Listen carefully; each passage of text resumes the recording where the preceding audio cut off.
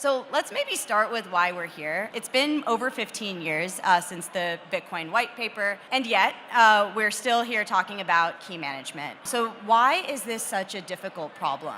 Crypto is very different, and blockchains as an interaction mechanism are very different in that there are really two apps responsible for most given transactions. dApps are tasked with reading data and proposing transactions, and wallets are, of course, a separate application tasked with actually writing a transaction, getting confirmation from the user, and propagating that along to the chain. This is very different from Web 2, of course, where in Web 2, if I want to tweet, like I did about being here, I can see my tweet, all of the feed.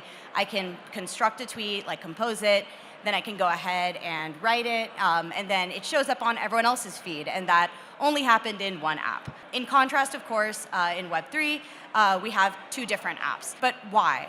So the reason that we have wallets to begin with is because in order to actually sign a transaction, you need to have access to the private keys. And turns out there are a lot more places that we might want to propose a transaction from than places where we're comfortable giving up access to our private keys. And so this is a big kind of difference in that, unlike Web 2, in Web 3, one wrong transaction can drain our wallet. And as a result, there needs to be this historic separation of concerns between the places where we are deciding what we want to do and the places that are trusted enough to actually perform those actions.